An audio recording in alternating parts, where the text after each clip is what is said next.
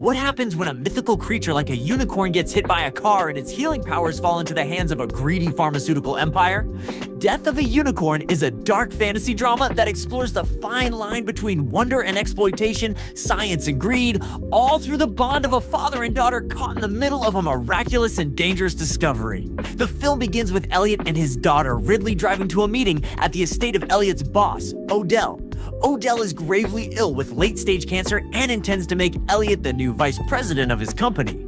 However, they're running an hour late, and Odell calls angrily to reprimand Elliot. Distracted and sneezing due to a dust allergy, Elliot loses focus while driving, resulting in a sudden collision. When they exit the car, they find they've hit a baby unicorn, now gravely injured. Ridley, mesmerized, touches the unicorn's glowing horn and feels as if she's transported to another realm. Her awe is cut short when Elliot, believing he must cover their tracks, picks up an axe and kills the unicorn, despite Ridley's pleas to stop. The two place the unicorn's body in their car to remove any evidence and proceed to Odell's mansion. At Odell's estate, Elliot meets with his boss, who confirms that Elliot is being considered to take over the company. Odell delays signing the paperwork, saying he wants to spend more time with Elliot and Ridley first. Upstairs, Ridley discovers something astonishing. The blood from the unicorn that had splashed on her face has completely cleared her acne. Shocked, she rushes to her father to insist they leave immediately, but Elliot refuses, focused on his career. Suddenly, a loud and blood-curdling scream is heard from outside the estate. Everyone inside the mansion freezes for a moment, exchanging anxious glances. Without hesitation, they rush outdoors to investigate the source of the noise. What they find leaves them completely stunned. The unicorn they believed to be dead is now very much alive and in a state of visible distress and aggression. Its glowing eyes flash with energy, and it appears to be in pain. The air around it is charged with a strange electricity. In a panic, a frightened security guard raises his weapon and fires. The gunshot echoes across the estate as the unicorn collapses momentarily but doesn't die. In the chaos, Ridley steps forward and finally confesses what really happened. She tells everyone that this creature is a real unicorn, and she and her father had accidentally hit it with their car. She begins to explain that the unicorn's blood seemed to have strange properties. It had healed her skin, removing every trace of acne within hours. Elliot, now compelled to speak, admits that his allergy symptoms, specifically the sneezing fits he always had from dust, disappeared after the incident. Even his deteriorating vision improved, allowing him to see clearly without glasses. That night, the mood is heavy and tense. Elliot decides to check on Ridley, finding her sitting alone and visibly troubled. When he asks what's bothering her, she quietly confesses that she's been feeling deeply uneasy. She explains that when she touched the unicorn's horn, it wasn't just beautiful, it felt like something awakened inside her. A connection, a bond. She tells Elliot that giving the unicorn to Odell's family was a mistake. These people, she believes, don't care about the creature's life or its significance. To them, it's just a business opportunity. Elliot, however, is focused on the corporate promotion he's been promised. He tries to calm her down, but ultimately dismisses her concerns, saying things aren't that simple. Disheartened and feeling increasingly alienated, Ridley retreats to her room. There, she begins to look at her late mother's artwork. Among the paintings is one that catches her eye, a depiction of a unicorn standing in a forest. Something clicks in her mind. Determined to understand what she's dealing with, she dives into unicorn lore and history, reading late into the night. Through her research, Ridley discovers that unicorns were once hunted by kings and noblemen who feared their power. Many legends painted them as monsters. But in earlier stories, it was only a kind-hearted girl who managed to connect with and capture one. That girl helped the hunters trap a unicorn, which was then imprisoned and put on public display. Over time, the image of the unicorn shifted in public consciousness from divine to dangerous. By morning, Elliot and Ridley are both escorted to a private medical facility inside Odell's estate. Here, Odell has assembled a team of world-class scientists and medical experts to investigate the unicorn's properties. They take blood samples from both Elliot and Ridley, curious to analyze the physiological changes. Dr. Song, the head scientist, presents the team with shocking results of the unicorn's blood and horn emit powerful bioelectrical energy capable of healing tissue and curing diseases. Dr. Bhatia adds that the horn generates unique signals more powerful than any biological readings they've ever recorded. Desperate for a cure, Odell volunteers himself for experimentation. Since he's already suffering from terminal cancer, he reasons he has nothing to lose. The team cautiously proceeds. Within a few short hours, the results are astounding. Odell's pain disappears and his body begins to recover at an unnatural pace. His family is elated. Everyone celebrates what appears to be a medical miracle, but Ridley watches all of this unfold with growing discomfort and suspicion. Soon, Odell begins planning to move the unicorn to the company's corporate headquarters to intensify the research. But Dr. Song warns that the unicorn cells are not reproducible, they cannot be cloned or copied in a lab.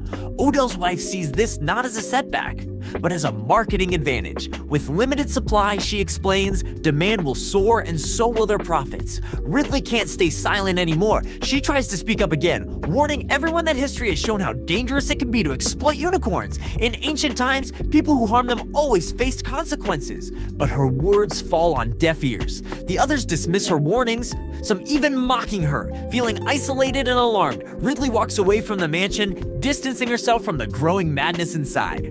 As she steps out under the open sky, she notices strange lights hovering in the air.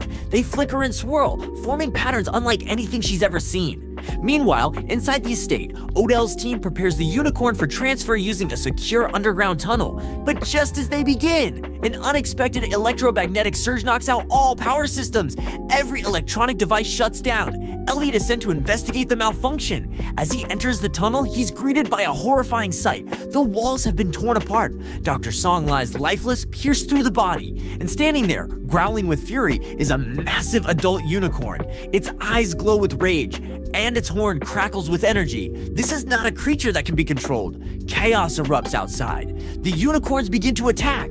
Ridley is nearly caught in the violence, but Elliot runs to her and pulls her to safety. The unicorn looks ready to charge at Elliot, but Ridley steps forward bravely. The creature halts. It recognizes her. Its horn glows softly, signaling something deeper than fear. Ridley reaches out, but before she can make contact, the guards panic and open fire again. The unicorn retreats, injured and bleeding.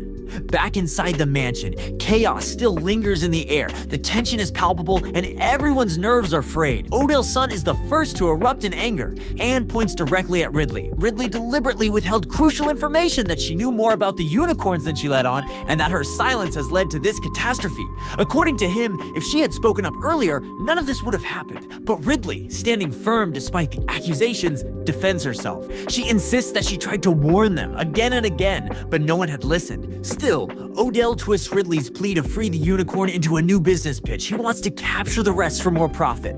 Dr. Bhatia confides in Elliot, expressing regret and pointing out how selfish Odell truly is. Ridley decides she can't be part of this cruelty and isolates herself in the car. Looking up, she again sees those mysterious lights. She rushes inside, assembles her mother's unicorn paintings, and uncovers a secret: unicorns have the ability to heal themselves.